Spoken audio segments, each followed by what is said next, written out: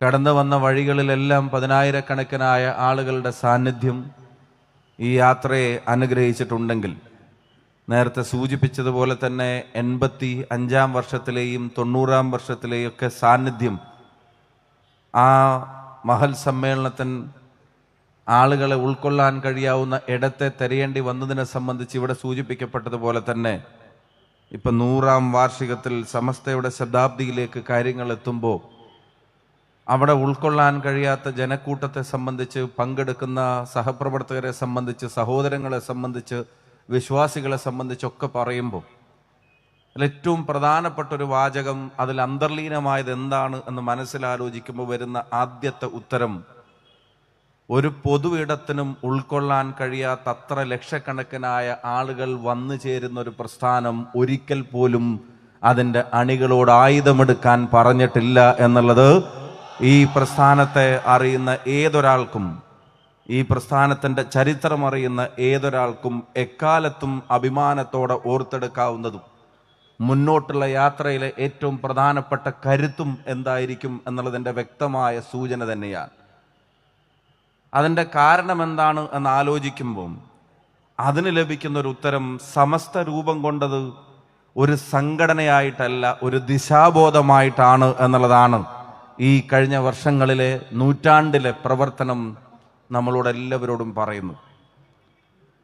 സംഘടനക്കകത്ത് ആളുകളുടെ എണ്ണം വർദ്ധിക്കുമ്പോൾ, സംഘടനയ്ക്ക് ശക്തി ഉണ്ടാകുമ്പോൾ, ആ ശക്തിയെ നിലനിർത്താൻ വേണ്ടി പ്രസ്ഥാനങ്ങൾ ചെയ്യുന്നത് എന്താണ് എന്നുള്ളത്, അധികാരങ്ങൾ ചെയ്യുന്നത് എന്താണെന്ന്, അധികാര കേന്ദ്രങ്ങൾ ചെയ്യുന്നത് എന്താണെന്ന്, ഭരണകൂടങ്ങൾ ചെയ്യുന്നത് എന്താണെന്ന്, ജനാധിപത്യ ക്രമത്തിലായിട്ട് പോലും മറ്റു പ്രസ്ഥാനങ്ങൾ ചെയ്യുന്നത് എന്താണ് എന്നുള്ളതൊക്കെ ആലോചിക്കുമ്പോഴാണ് വർദ്ധിക്കുന്ന അംഗങ്ങളോ വർദ്ധിക്കുന്ന പിന്തുണയോ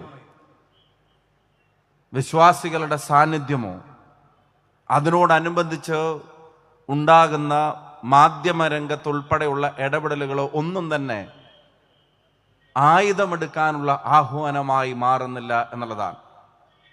കാരണം സംസാരിച്ച ഭാഷ അവിടെ വിശ്വാസത്തെ വികാരമായിട്ടല്ല ജ്ഞാനമായിട്ടാണ് കാണേണ്ടത് എന്നുള്ള ചിന്തയാണ് ഇതാരംഭിച്ച പണ്ഡിത ശ്രേഷ്ഠർ ഈ പ്രസ്ഥാനത്തിന് 100 വർഷത്തിന് ഇപ്പുറത്തും നേതൃത്വം നൽകുന്നവരിലേക്ക് പകർന്നു കൊടുത്തുകൊണ്ടിരിക്കുന്നത് എന്നുള്ളതാണ് അതിൻ്റെ പ്രത്യേകത.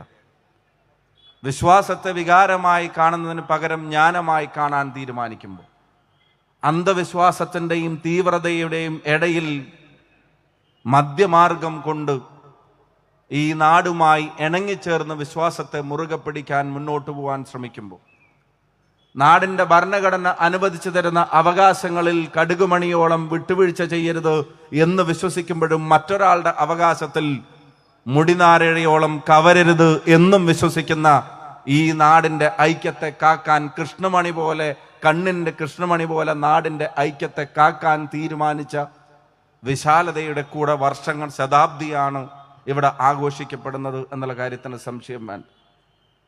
അപ്പോൾ അവിടെ എന്താണ് പ്രസ്ഥാനത്തിൻ്റെ നിലപാട് എന്നുള്ള ചോദ്യത്തിന്, അത് 100 വർഷം പൂർത്തീകരിക്കുന്ന ഒരു ചെറിയ കാലയളവല്ല. ഒരു നൂറ്റാണ്ടൊരു പ്രസ്ഥാനം ആരംഭിച്ചതിന് 1926 ആരംഭിച്ചത് 2026 എത്തുമ്പോൾ അതങ്ങനെ കടന്നു വന്നതിൻ്റെ പ്രധാനപ്പെട്ട ഇന്ധനം, കരുത്തെന്ന് പറയുന്നത് നിലപാടുകൾ തന്നെയാണ്.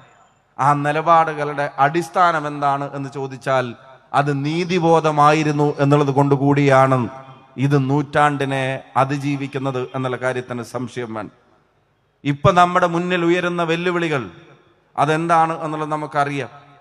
ഇടക്കാലത്ത് വരുന്ന പലരും സമുദായത്തിൻ്റെ തീവ്രതയെക്കുറിച്ചുള്ള സംശയങ്ങൾ രേഖപ്പെടുത്തിയ ഒരു കാലത്ത്, തീവ്രതയാണ് മുന്നോട്ടുള്ള വഴി എന്ന് വിശ്വസിച്ചത് പ്രചരിപ്പിക്കാൻ ശ്രമിച്ച ഒരു കാലത്തും, സംഘടനയുടെ കരുത്തിനെ തീവ്രതയുടെ അടയാളപ്പെടുത്തലുകളാക്കാൻ നോക്കിയൊരു കാലത്തും, വർഗീയതയെ പരാജയപ്പെടുത്തേണ്ടത് തീവ്രത കൊണ്ടാണ് എന്ന് വിശ്വസിപ്പിക്കാനും ശ്രമിച്ചൊരു കാലത്തും, അതല്ല, ഈ നാടിൻ്റെ ജനാധിപത്യ ബോധത്തെയും മതേതര മൂല്യങ്ങളെയും മുറുകെ പിടിക്കുന്ന ഇന്ത്യയുടെ ഭരണഘടന അനുവദിച്ചു തരുന്ന കാര്യങ്ങളിൽ അടിയുറച്ചു നിന്നുകൊണ്ട് തന്നെ നാടിൻ്റെ ഐക്യത്തെ സംരക്ഷിച്ചുകൊണ്ട് നടത്തുന്ന പ്രവർത്തനങ്ങളാണ് ഏത് തീവ്രതയെക്കാളും ഈ നാടിന് അനിവാര്യമെന്ന് തിരിച്ചറിഞ്ഞ തലമുറകൾ കൂടിയാണ് ഈ 100 വർഷങ്ങൾക്കിടയിൽ കടന്നുപോയത് എന്ന് പറയാതിരിക്കാൻ കഴിയില്ല.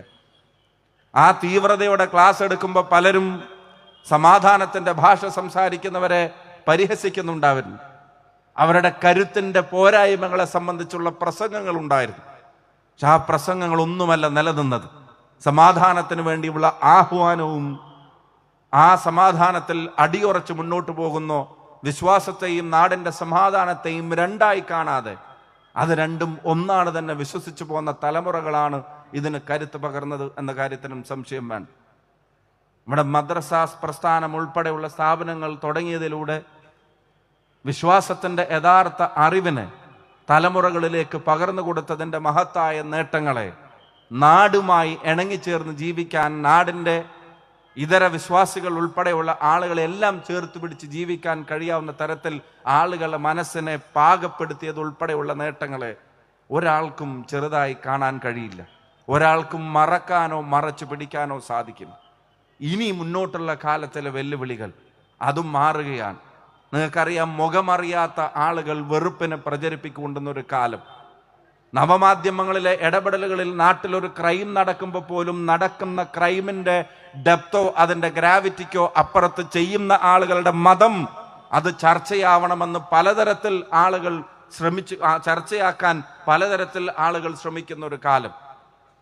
ഉള്ളത് വ്യാജമാണെന്നോ ഒറിജിനലാണോ എന്ന് പോലും അറിയാത്ത ഐഡികളിൽ നിന്ന് മനുഷ്യരെ ഭിന്നിപ്പിക്കാനുള്ള വിദ്വേഷത്തിന്റെ പ്രചരണം അതിന്റെ സകല സീമകളും ലംഘിച്ചു കൊണ്ടിരിക്കുന്ന ഒരു കാലത്ത് മദ്രസ പ്രസ്ഥാനം വിശ്വാസത്തിന്റെ നേരായ അറിവിനെ തലമുറകളിലേക്ക് പകർന്നു കൊടുത്തതിനോടൊപ്പം ഇവിടെ തൊട്ട മുമ്പത്തെ പ്രസംഗത്തിൽ കേട്ടതുപോലെ 28-ൽ തന്നെ കൊടുത്ത കത്തിൽ ഭൗതിക വിദ്യാഭ്യാസം കൂടെ സമന്വയിപ്പിക്കാനുള്ള ശ്രമങ്ങൾ ആരംഭിച്ച ഒരു പ്രസ്ഥാനം തീർച്ചയായിട്ടും കടന്നു വന്ന വഴികളെക്കുറിച്ച് മാത്രമായിരിക്കില്ല ഈ സന്ദേശയാത്രയിൽ ആലോചിക്കുന്നത്. കടന്നു പോകാനുള്ള വഴികളെ സംബന്ധിച്ചും കടന്നു വന്ന 100 വർഷത്തെ സംബന്ധിച്ച് മാത്രമായിരിക്കില്ല, ഇനി വരാനുള്ള 100 വർഷത്തെ സംബന്ധിച്ചുമൊക്കെ ദീർഘവീക്ഷണത്തോടെ ആലോചിക്കാനും ഇടപെടൽ നടത്താനും അതിനനുസരിച്ച് നീതിബോധത്തിന്റെ നിലപാടുകളെ അതിനെ രൂപപ്പെടുത്തിയെടുക്കാനും കഴിയാവുന്ന പ്രസ്ഥാനം തന്നെയാണ് എന്നുള്ള കാര്യത്തിൽ ആർക്കും സംശയമുണ്ടാകുമെന്ന് ഞാൻ കരുതുന്നില്ല. അതുകൊണ്ട് തന്നെ അങ്ങനെയുള്ള മാർഗം മുമ്പിൽ വരുമ്പോൾ വെറുപ്പിന്റെ വിത്തുകൾ സമൂഹത്തിന്റെ ഇടയിൽ പാകാൻ ബോധപൂർവം ശ്രമങ്ങൾ നടന്നുകൊണ്ടിരിക്കുമ്പോൾ ഒരു വേള ഭരണകൂടങ്ങൾ പോലും അതിന് പിന്തുണ പ്രഖ്യാപിക്കുന്ന ഒരു കാലത്ത് നമ്മൾ കണ്ടതാണ്. കഴിഞ്ഞ ദിവസം ഇന്നലെ ക്രിസ്മസ് ആയിരുന്നു. ആ വിശ്വാസികളെ സംബന്ധിച്ചിടത്തോളം അവരുടെ ഏറ്റവും പ്രധാനപ്പെട്ട ഒരു ദിവസം അത് ആഘോഷിക്കാനുള്ള ഈ നാട്ടിലെ നിയമം അവരെ അനുവദിക്കുന്ന കാര്യത്തിൽ അതിൽ പോലും ഭരണകൂട പിന്തുണയോടെ നടത്തുന്ന ഇടപെടലുകളെ നമ്മൾ കണ്ടില്ലെന്ന് നടിക്കാൻ സാധിക്കില്ല. അതിനെ ചോദ്യം ചെയ്യാൻ, അതിനെ ആക്രമിക്കാൻ, വഴിയിൽ നേരിടാൻ നടത്തുന്ന ശ്രമങ്ങളെ അതിൻ്റെ ചിത്രങ്ങൾ, ദൃശ്യങ്ങൾ രാജ്യമെമ്പാടും പ്രചരിക്കുന്നത് നമ്മൾ കണ്ടതാണ്. ഇപ്പം നാട്ടിൽ ഓരോ വിശ്വാസിക്കും അവരവന്റെ മതം അതിനെ മുറുകെ പിടിക്കാനും മറ്റുള്ളവരുടെ മതത്തെ, അവരുടെ വിശ്വാസത്തെ ബഹുമാനിച്ച് ഐക്യത്തോടെ കഴിയാനുമുള്ള സാധ്യതകളെ ഇല്ലാതാക്കാൻ ഇടപെടൽ നടക്കുന്ന ഒരു കാലത്ത് സമന്വയ വിദ്യാഭ്യാസത്തിന്റെ പ്രാധാന്യം കൂടെ ഇണക്കി ചേർത്തുകൊണ്ട് സ്ഥാപനങ്ങൾ തുടങ്ങാൻ, കോളേജുകൾ തുടങ്ങാൻ, വിദ്യാഭ്യാസ സ്ഥാപനങ്ങൾ തുടങ്ങാൻ, സർവകലാശാലകളിലേക്ക് വരെ എത്തി ഈ സമന്വയ വിദ്യാഭ്യാസത്തിന്റെ സൃഷ്ടികളെ ലോകത്തിന്റെ ഏത് കോണിലേക്കും വിശ്വാസത്തെ മുറുകെ പിടിക്കുന്നവരും നാടിന്റെ മൂല്യങ്ങളെ മുറുകെ പിടിക്കുന്നവരുമായ തലമുറകളെ സംഭാവന ചെയ്യാൻ കഴിയുന്നു എന്നുള്ളത് ഈ വർത്തമാന കാലത്തെ ഏറ്റവും വലിയ നേട്ടം തന്നെയാണ്. ഞാൻ എൻ്റെ പ്രസംഗം ദീർഘിപ്പിക്കുന്നില്ല, ഞാൻ അവസാനിപ്പിക്കുന്നു.